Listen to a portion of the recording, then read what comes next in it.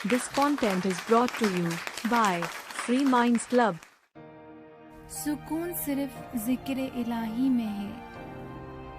बावर्ची खाने की बंद खिड़की से बादलों की चमक वाज़ेह नजर आ रही थी। मैं रात के 2:30 बजे चूल्हे के करीब चाय बनाने में मसरूफ था। साथ ही साथ खिड़की के बंद शीशे पर फिसलती हुई बूंदों को भी देख रहा था।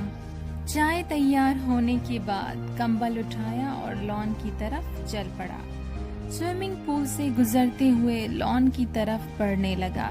बारिश की शिद्दत की वजह से थोड़ा बहुत भीग भी चुका था। लॉन में लगी बेंच जिस पर फाइबर की छत बनी हुई थी, उसके एक कोने में बैठ गया ताकि बाहर हाथ निकालकर गिरते हुए कतरों को हथेली पर रोक सकूं। कंबल ओढ़कर आलती पालती मारकर बैठ गया। चाय के मग से भाप उड़ रही थी। यह हवा शमशीर की तरह बदन को काट रही थी। काली घटाएं जोर जोर से गरज रही थीं। बारिश की बूंदें जब फाइबर पर पड़ती तो एक अजीब सा सांस पैदा करती।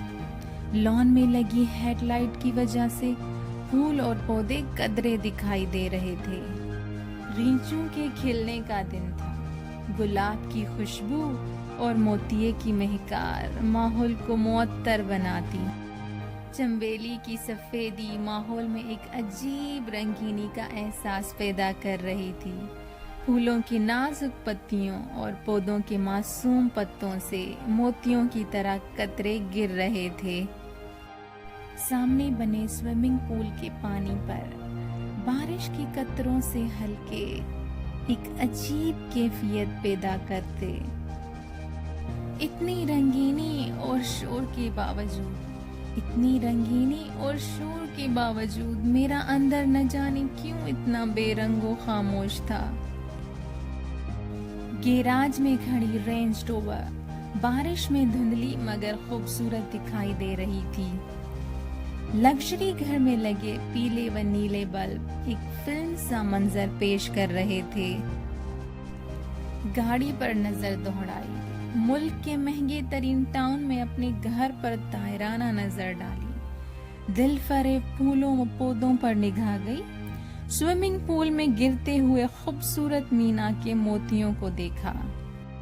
इस सब के बावजूद मैं अंदर से क्यों खाली हूँ? इतनी लग्जरी के बावजूद मैं बेसुकून क्यों हूँ? मेरा दिल आज भी मुझसे सवाल कर रहा था।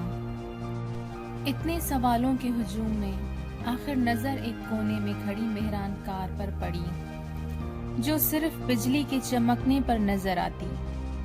तवील अरसे के बाद उसे देख रहा था।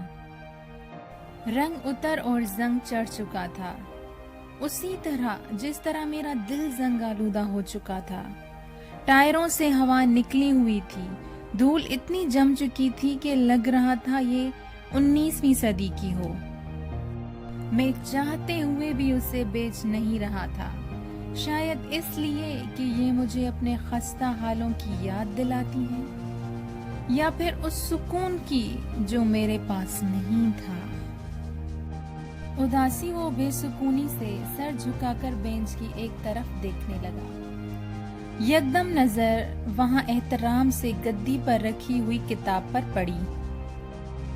उठाने पर मालूम हुआ कि ये कोई आम किताब नहीं, बल्कि अफजल तरीन किताब कुरान पाक तर्जुमे के साथ था, जो कि नौकर पढ़ने के बाद आज यहीं छोड़कर अंदर जा सोया। बेख्याली में सिफात पलटने लगा। सरसरी नजर डालता हुआ गुजरता रहा। बाज दफा कई सारे औराक एक साथ पलट देता, मगर यकदम हाथ थम गए। चाहते हुए भी सिफा पलट ना सका। यूं लगा वक्त थम सा गया। जहन होश में आने लगा। नजरें गौर करने लगीं। दिल उधर ही रुक गया। बस ये आयत सहर तारी करने लगी। और सुकून सिर्फ अल्लाह के जिक्र में है। और सुकून सिर्फ अल्लाह के जिक्र में है।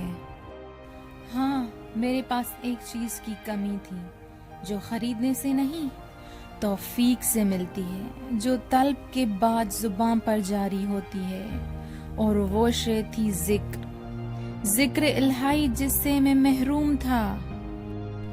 قلب کے سکون کے لیے آنکھیں بند کی، دل سے اللہ اللہ کہنے لگا، استغفار و الحمدللہ کی تسبیح پڑھنے لگا اور پڑھتا ہی چلا گیا۔ ایک پرسکون سی لہر بدن میں دوڑنے لگی، دل سے زنگ اترا ہوا محسوس ہوا، عجیب سی کیفیت طاری ہونے لگی۔ سکون صرف ذکر الہی میں ہے۔ ہاں، میرے پاس ایک چیز کی کمی تھی جو خریدنے سے نہیں توفیق سے ملتی ہے، جو طلب کے بعد زبان پر جاری ہوتی ہے، اور وہ شے تھی ذکر الہی جس سے میں محروم تھا۔ قلب کے سکون کے لیے آنکھیں بند کی، دل سے اللہ اللہ کہنے لگا، استغفار و الحمدللہ کی تسبیح پڑھنے لگا اور پڑھتا ہی چلا گیا۔ ایک پرسکون سی لہر بدن میں دوڑنے لگی، دل سے زنگ اترا ہوا محسوس ہوا، عجیب سی کیفیت طاری ہونے لگی۔ اتنا عجب سکون تھا کہ ایک طویل عرصے بعد سلیپنگ پلز کے بغیر سو رہا تھا۔ نہ جانے کب آنکھ لگ گئی، کان میں میناروں سے رس گھولتی آذان کی آواز پڑی، آنکھ کھل گئی۔ پھول کی مہکار اس آذان کے عطر کے مقابلے میں کم محسوس ہو رہی تھی۔ بارش تھم چکی تھی، مٹی کی بھینی بھینی خوشبو تازگی کا احساس دے رہی تھی۔ اٹھا، وضو کیا اور سنت ادا کرنے کے بعد قریب ہی کی مسجد کی طرف روانہ ہو گیا۔ بہت عرصے بعد مسجد کو دیکھ رہا تھا جو کہ مزید خوبصورت ہو چکی تھی۔ نماز ادا کی اور وہیں بیٹھ گیا۔ سکون میں اور اضافہ ہو گیا۔ سوچنے لگا، اتنی دولت کے باوجود کبھی ایسا محسوس نہیں ہوا۔ کبھی کبھی سب کچھ جلا ڈالنے کا دل کرتا تھا، سب کچھ کے باوجود کچھ بھی نہ ہونے کا احساس تھا۔